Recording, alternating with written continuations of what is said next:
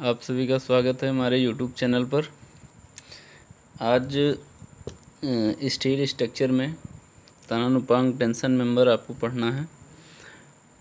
और इससे पढ़ने से पहले जो लोग चैनल पर नए हों वो लोग चैनल सब्सक्राइब कर लीजिए और शेयर कर दीजिए और भी लोगों को जिनके लिए ये वीडियो हेल्पफुल हो, क्योंकि ये video specially diploma final year के जो स्टूडेंट हैं उनके लिए है, ठीक है। और जो कंपटीशन तैयारी कर रहे हैं उनके लिए भी हेल्पफुल हो सकता है। तो स्टार्ट करते हैं। टेंशन मेंबर क्या होता है, तनन उपांग क्या होते हैं? ऐसे उपांग जिन पर तनन बल आ रहा है। तनन बल का मतलब खिंचाव बल, ऐसा बल जैसे ये चीज़ अगर आप इसको खींच रहे हो तो इसमें तनन बल आएगा। तो किसी भी संरचना में, किसी भी स्ट्रक्चर में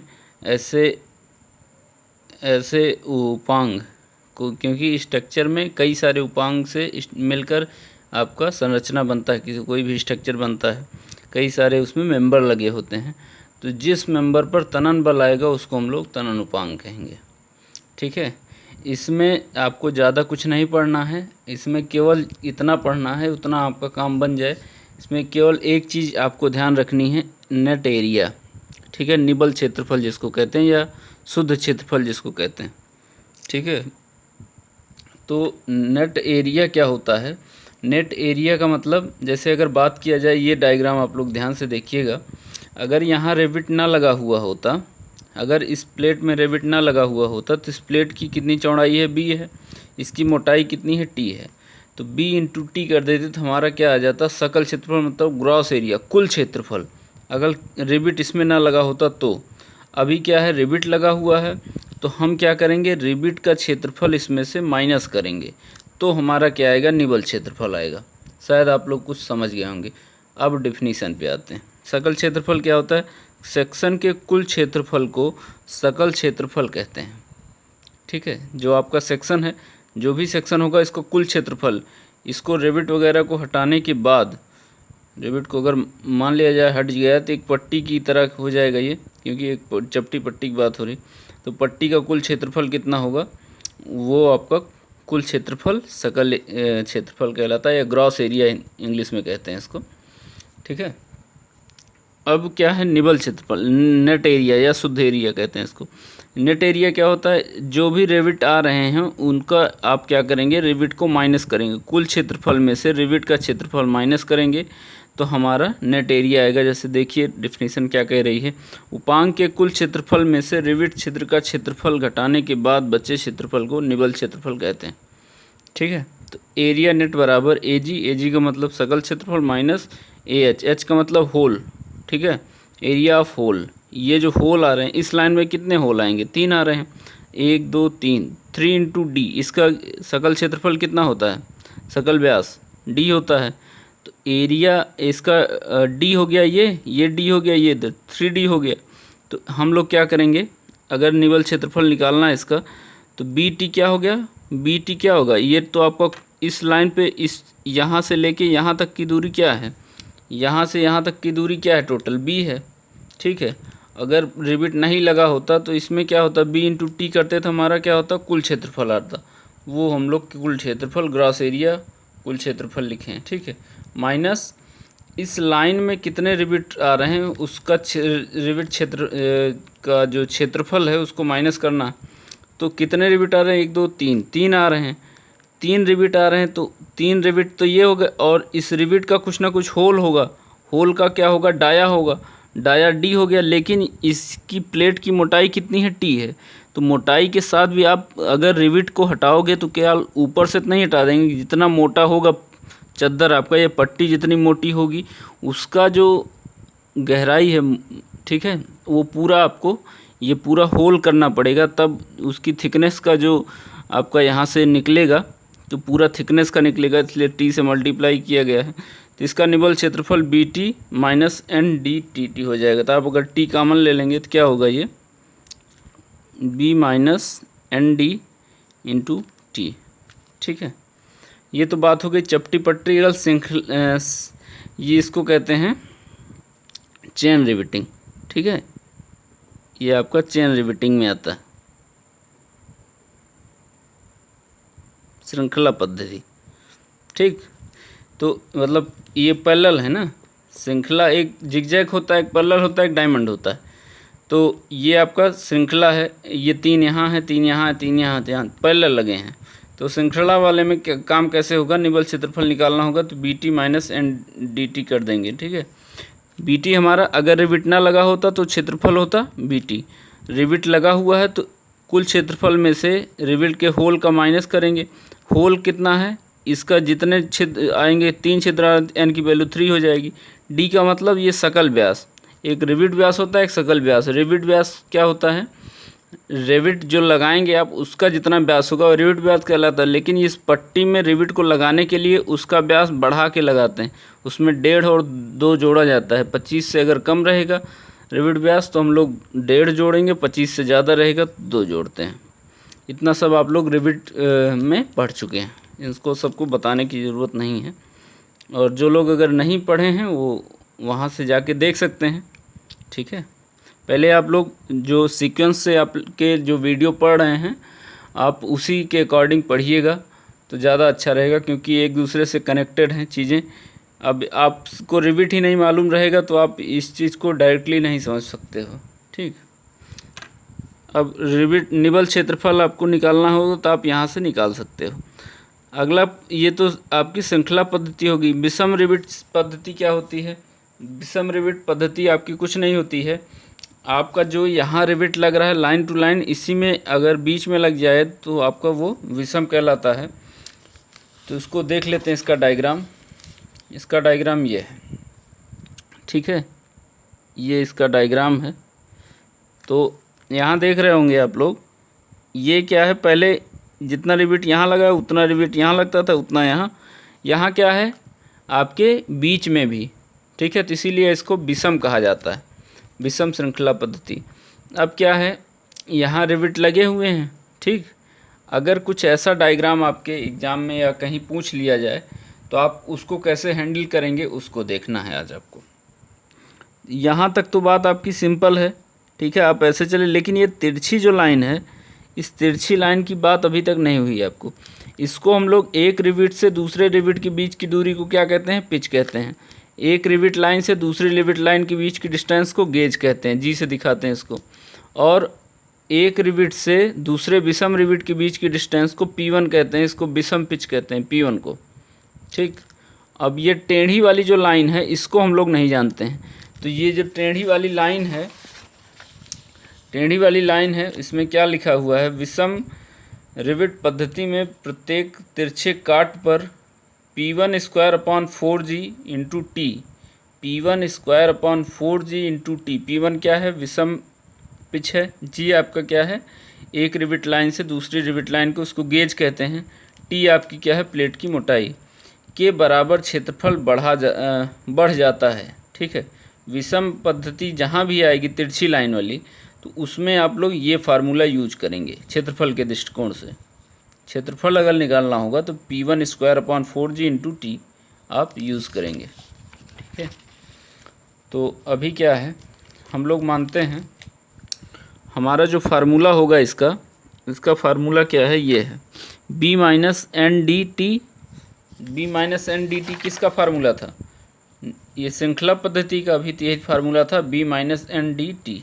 क्योंकि यहाँ भी तो रिविट इसी तरह आ रहे हैं, लेकिन इसमें एक्स्ट्रा क्या हुआ है कि यहाँ रिविट लग गया तो ये क्या हुआ, तिरछी लाइन हो गई है। वही काम एक्स्ट्रा यहाँ हुआ है, तो एक्स्ट्रा जो हुआ है उसको हमने ऐड किया है N1 P1 square upon 4G into T. N1 का मतलब जितनी तिरछी लाइन होगी उसकी संख्या है N1 आपका, ठीक।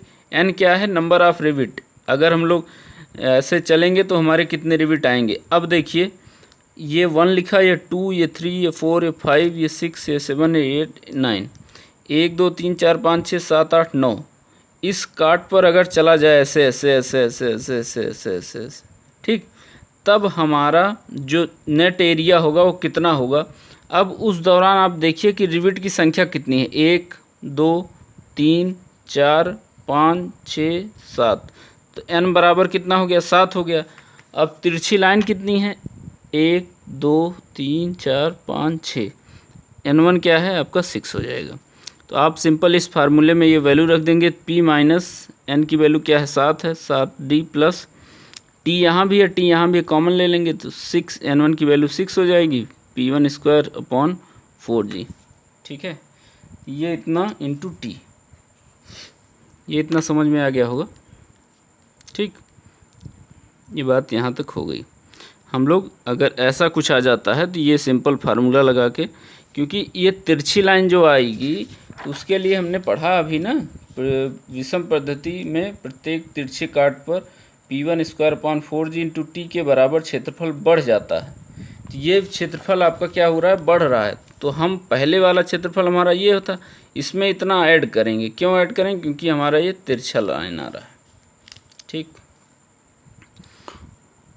अब क्या करना है इसमें, अब कई सारे केसेस हैं, इसी केस पे आपके डायरेक्ट क्वेश्चन आते हैं, आपको उसको भी सॉल्व करना रहता है। ये केसेस के अलावा भी इसमें और कुछ नहीं आता है। तनन उपांग आपका बहुत ज़्यादा टफ नहीं है, इसकी डिज़ाइन ही है जो है, बाकी इसमें और कुछ न्यूमेरिकल उतने हार्ड नहीं है। ठीक है, तो इसका जो केस आता है वो क्या होता है, पहला केस क्या कहता है, एक कोणीय खंड जिसकी दोनों टांगें संबंध हो। ये संबंध का मतलब क्या होता है, किसी कोई एक प्लेट लगी होगी, कोई एक प्लेट होगी, उस प्लेट से इसको जोड़ा गया है, किसकी, इसको दोनों टांगें। कोणीय खंड का मतलब क्या होता है, जैसा ऐसा खंड जिसमें क्या हो, ये आपका कोणीय खंड कहलाता है। इसकी कुछ ना कुछ लेंथ होती है, ये लेंथ होगी, हमने L1 मान लिया है यहाँ से यहाँ तक, और यहाँ से यहाँ तक की दूरी को हमने क्या मान लिया है, L2 मान लिया है। और ये जो मोटाई होगी प्लेट की वो क्या होगी, T इधर भी होगी, T यहाँ भी होगी। ठीक है, जो प्लेट मोटी होगी, ये थिकनेस इसकी कितनी होगी, T होगी। वही चीज़ यहाँ दिखाया गया है, ये T है, ये आपका L1 हो गया, ये आपका L2 हो गया।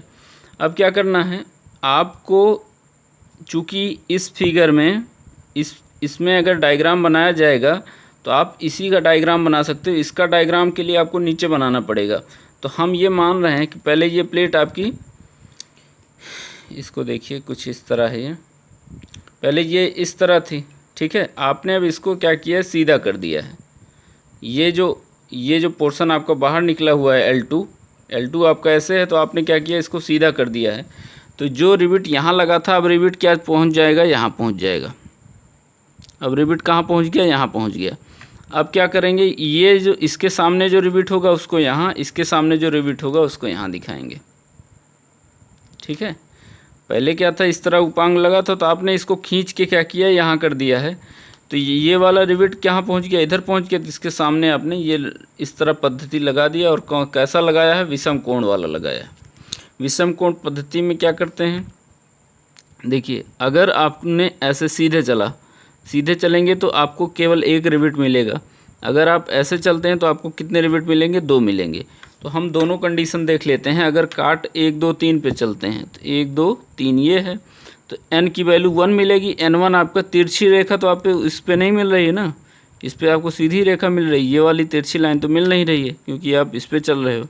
तो N1 आपका 0 हो जाएगा। तो अब इस फार्मूले में N1 अगर 0 हो गया तो B n की वैल्यू क्या है, 1 है, तो B - 1D हो जाएगा। ठीक है, अगर यही बात किया जाए 1 2 4 5 पर, 1 2 4 5 इस वाले पर n की वैल्यू क्या होगी, n का मतलब रिविट कितने हैं, n की वैल्यू क्या है, 2 हो जाएगी।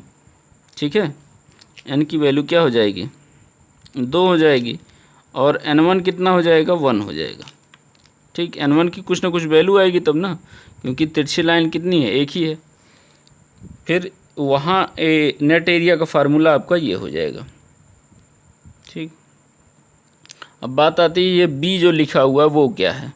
बी क्या है, आपने इस रिविट को, इस उपांग को ऐसे सीधा किया है तो टोटल जो लंबाई हो जाएगी वो बी हो जाएगी।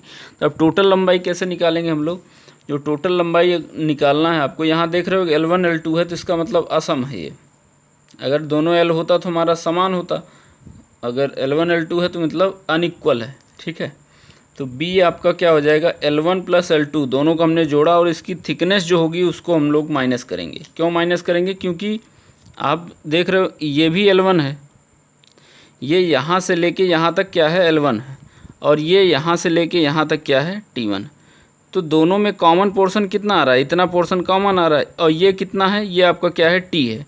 तो हम टी इसमें से माइनस करेंगे, ठीक है, टी इसमें से माइनस कर दिया जाएगा, जिससे आपका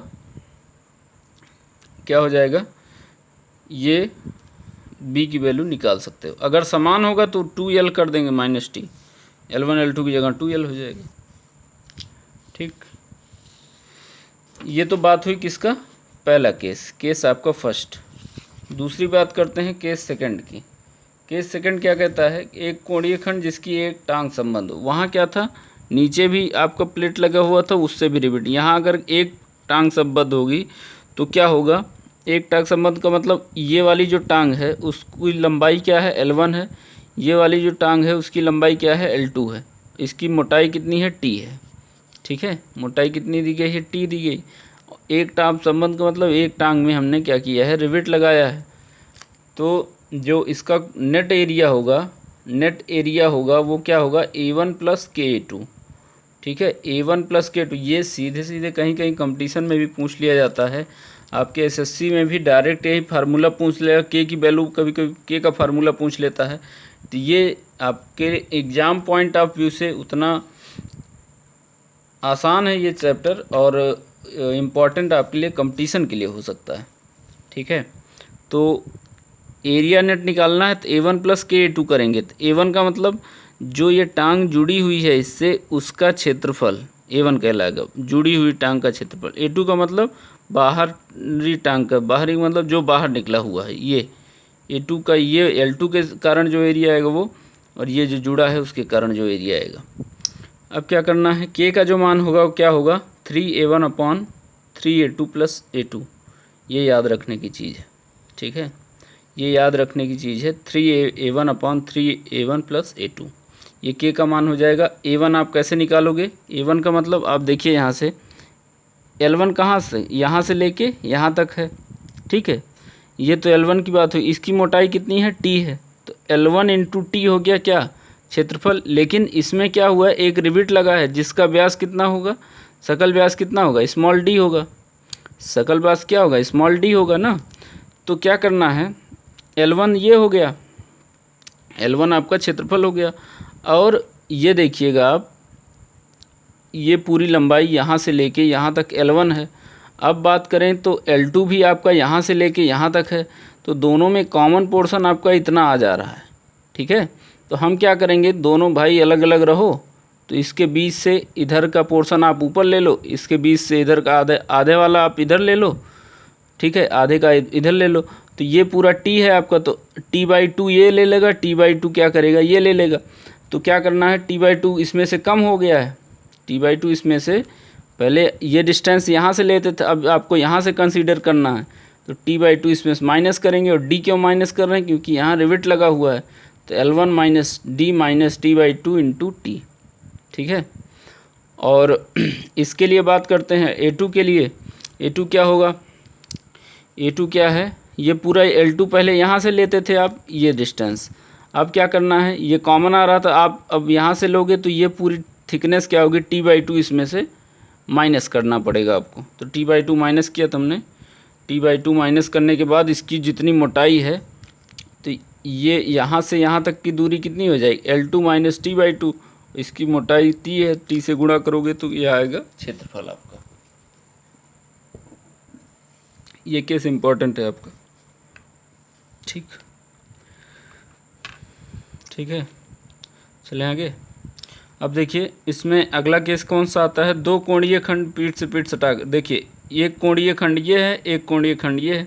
इसको अगर एक ही पट्टी से रखा जाए, एक ही गसेट प्लेट कहते हैं इसको गसेट प्लेट कहते हैं। इस प्लेट पर अगर रखा जाए और दोनों को जोड़ा जाए, या अगर देख रहे होंगे तो आप लोग उल्टा टी बन रहा है, तो हमने डायरेक्टली यहाँ टी भी लगा दिया है, उसका भी फार्मूला नीचे दे दिया गया है। तो देखिए अगर एक कोणीय खंड जुड़ा होगा तो उसमें हमारा formula 3A1 upon 3A1 plus A2 के का मान रहेगा। अगर यही दो कोणीय खंड जुड़े रहेंगे तो 5A1 upon 5A1 plus A2, ये याद रखिएगा, ये आगे काम आएगा। बाकी फार्मूला A1 प्लस KA2 ये भी है, A1 प्लस KA2 ये भी है। यहाँ अंतर क्या है, ये लंबाई क्या है, L2, बाहर निकली वाली भुजा हमेशा L2 रहेगी, जुड़ी कौन सी रहेगी, L1 रहेगी। ठीक है, इसको ऐसे ही ध्यान रखना, फार्मूला आपका ऐसे ही बना है। नेट एरिया A1 क्या है, जुड़ी हुई टांग, A2 क्या है, बाहरी निकली हुई टांग का क्षेत्रफल। तो A1 आप लोग को निकालना है। आपको मालूम है कि ये डिस्टेंस क्या है, L1 है, ये डिस्टेंस L1 है। ठीक है, ये डिस्टेंस आपकी L1 है, इसमें से D माइनस करना है, T/2 माइनस करना है। तो L1 ये सेम फार्मूला ही तो है, लेकिन यहाँ ये एक L1 ये है, एक L1 क्या है, ये है, एक L1 ये है, एक L1 ये है, तो इसलिए हमने क्या किया, 2 से मल्टीप्लाई किया है। ऐसे ही यहाँ L2 ये है, इस वाले खंड कोणीय खंड के लिए, इस वाले कोणीय खंड के लिए L2 भी है, तो इसलिए 2 से यहाँ से मल्टीप्लाई किया गया। ठीक है, बाकी ऊपर वाले ही फार्मूले हैं दोनों। ठीक, बस 2 से मल्टीप्लाई कर दिया गया है। और K का जो मान होगा वो क्या होगा, 5A1/5A1 + A2। ठीक, ये डिफरेंस वाली चीज़ यही है।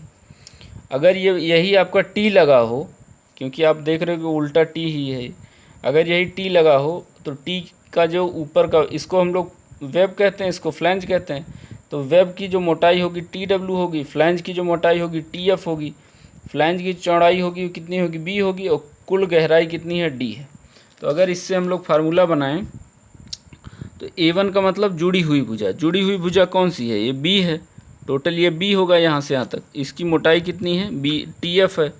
ठीक, तो B × TF हो गया, लेकिन माइनस इसमें क्या करना है, 2 रिबिट का व्यास, तो B - 2D × TF। ठीक है, B में से 2D माइनस करेंगे और इसका जो मोटाई है TF उससे गुणा करेंगे। A2 निकालना है, A2 मतलब यहाँ से लेके पूरी D है ये, उसमें आप TF माइनस करोगे तो ये डिस्टेंस यहाँ से निकलेगी, और इसको TW से गुणा करेंगे, D - TF × TW। ठीक है, तो ये तो बात हो गई आपके, 3 केस हो गए हैं इसके। एक केस और है, उसके बाद एक न्यूमेरिकल करते हैं, फिर आज का काम ख़त्म होगा। ये क्या है, 2 कोणीय खंड अथवा T। देखिए, अगर इसी में एक प्लेट को, पहले क्या था, एक कोणीय खंड आपका ऐसे लगा था, अब क्या हुआ, 2 कोणीय खंड ऐसे लगे हुए हैं। अब इसके केस में क्या करना है आपको, इनको एक ही रिविट से ऐसे जोड़ा गया है। तो बाहर निकली वाली भुजा आपको हमेशा L2 माननी है, जो जुड़ी हुई भुजा है वो L1 होगी। अब क्या करना है आपको, तो नेट एरिया निकालना है। हर क्वेश्चन में आपको नेट एरिया निकालना है। अच्छा, नेट एरिया क्यों निकालते हैं, क्योंकि हमें मालूम है सामर्थ्य बराबर क्या होता है, नेट एरिया गुणे प्रतिबल। यहाँ तनन की बात हो रही है तो तनन प्रतिबल लिया गया, क्योंकि आप क्या पढ़ रहे हो, तनन उपांग ही तो पढ़ रहे हो। तो कुल क्षेत्रफल माइनस रिविट कटौती, तो रिविट कटौती कितनी होगी यहाँ, ये क्या है, ये D है। ठीक है, ये क्या है, D है। रिविट क्या होगा, इसका व्यास D होगा ना, तो एक इसके लिए भी D होगा, इसके लिए भी D होगा, तो इसलिए क्या होगा, 2D हो जाएगा। और ये जो तनन उपांग है उसकी जो चौड़ाई है वो कितनी है, T है। इसकी चौड़ाई कितनी है, ये चौड़ाई T है, इसकी भी चौड़ाई क्या है, T होगी। ये यहाँ से यहाँ तक इसकी मोटाई कह सकते हो, मोटाई कितनी है, T है। तो T यहाँ, ठीक है, 2T हो गया। और ये इसका जो रिबिट व्यास है वो कितना होगा, स्मॉल d होगा। ठीक है, तो रिबिट कटौती मालूम चल गई तो कुल क्षेत्रफल आप आसानी से निकाल सकते हो। रिबिट कटौती अगर मालूम चल गई है तो कुल क्षेत्रफल में से कुल क्षेत्रफल कितना होगा, L1 × इसका जो मोटाई होगी T होगी, L1 × T हो जाएगा, ये भी L1 × T हो जाएगा, ये L2 × T हो जाएगा, ये L2 × T हो जाएगा। ठीक है, इससे हम लोग ऐसे निकाल सकते हैं। तो सामर्थ्य आपका कितना हो जाएगा, A नेट गुणे प्रतिबल। हर क्वेश्चन में आपको A नेट निकालना है, उसको प्रतिबल से गुणा करेंगे तो सामर्थ्य आएगी। जो तनन आप जोड़ बना रहे हो, क्योंकि हर क्वेश्चन में पूरे स्टील में आपको जोड़ ही जो बनाना है, 2 स्टील प्लेटों को ही जोड़ना है हर जगह। यहाँ भी 2 प्लेटों को ही जोड़ रहे हो, यहाँ बस ये कोणीय खंड है। ठीक है, बात आती है आगे किसकी, क्वेश्चन की। क्वेश्चन आपके कैसे होंगे, इसमें क्वेश्चंस को देखते हैं। तो पहला क्वेश्चन क्या कह रहा है, एक तनन उपांग है जिसका साइज कितना दिया है, 100 × 75 × 10 mm का बना है। तो जो क्या है, इसका साइज 100, 75, 10। ठीक है, यदि कोणीय खंड की लंबी टांग 20 mm व्यास के रिविट द्वारा 12 mm गसेट प्लेट से जुड़ी हुई है, तो ये एक गसेट प्लेट हो गई, ये एक गसेट प्लेट आपको दिख रही होगी। ये क्या है, 12 mm मोटी है, ठीक है। और ये आपका कितना हुआ है, 175/10 दिया हुआ है। तो जुड़ी लंबी टांग के साथ जुड़ा है ना, तो लंबी वाली टांग आपकी 100 होगी और ये 75 होगा, और ये इसकी मोटाई कितनी होगी, वो 10 होगी। दोनों साइड इसकी मोटाई कितनी होगी, 10 दी गई होगी, ठीक है। लंबी टांग का मतलब 175, 10 में से लंबा कौन है, 10 ही, 100 ही तो होगा। तो लंबी टांग आपकी 100 हो गई, छोटी टांग कितनी होगी, 75, और मोटाई कितनी दी गई होगी। पहला सबसे लास्ट वाला क्या होता है, इसकी मोटाई दी गई रहती है कोणीय खंड की। तो इतना काम हो गया। तो किससे जुड़ा है, 20 mm व्यास के रिविट से, ठीक है। ये रिविट जो लगेगा यहाँ, उसका व्यास कितना होगा, 20 mm। ध्यान दीजिएगा, ये रिविट व्यास है, सकल व्यास नहीं है। 12 mm की गसेट प्लेट से जुड़ा हुआ है। तो 12 mm की गसेट प्लेट हो गई। तो तनन सामर्थ्य ज्ञात कीजिए। आपको क्या निकालना है, पी निकालना है। यही जो सामर्थ्य फार्मूला है वही निकालना, ठीक है। हर क्वेश्चन में आपको सामर्थ्य ही निकालनी रहेगी, क्योंकि ये जो जोड़ बनाए हो तो वो कितना लोड सह सकता है, कितना सामर्थ्यवान है वो, ठीक है। अगला आंसर क्या होता है इसका, FT के मान भी आपको दिया हो, तनन प्रतिबल यहाँ यूज होगा। तो पहले आप क्या निकालेंगे, एरिया निकालेंगे। तो आपको जो रिविट व्यास है वो कितना दिया हो क्वेश्चन में, 20 mm, ठीक है। क्वेश्चन में कहा हुआ लंबी टांग से इतना जुड़ा है, तो रिविट व्यास 20 mm हो गया। सकल व्यास कितना होगा, 20 + 1.5 mm, क्योंकि ये क्या है, 25 से कम है, तो इसमें हम इसमें कितना जोड़ेंगे, 1.5, तो ये कितना हो जाएगा, 21.5 mm, ठीक। तो ये हमारा क्या हो गया, सकल व्यास आ गया। तो जब ये आ गया आपका, तो हम जानते हैं अगर कुछ ऐसा केस आ रहा है, कैसा केस, अगर कुछ ऐसा केस आ रहा है जिसमें एक गसेट प्लेट है जिसके साथ एक कोणीय खंड जुड़ा है, जिसकी लंबी भुजा जुड़ी हुई है, तो इसका मतलब ये केस कौन सा है, ये वाला है, ठीक है। ये वाला केस है। तो इसमें फार्मूला कौन सा लगेगा, A नेट बराबर A1 + KA2, जिसमें K का मान कितना है, 3A1/3A1 + A2। K का मान आप ऐसे निकालेंगे, A1 आप कैसे निकालेंगे, L1 - D - T/2 × T। A2 कैसे निकालेंगे, L2 - T/2 × T। क्या करना है, देखिए आप क्या करेंगे, फार्मूला A नेट बराबर A1 + KA2 हो गया। A1 कैसे निकालेंगे, A1 का मतलब जो जुड़ी हुई भुजा है उसका क्षेत्रफल। तो जुड़ी हुई भुजा मतलब L1 आपका कितना दिया है, 100 दिया है।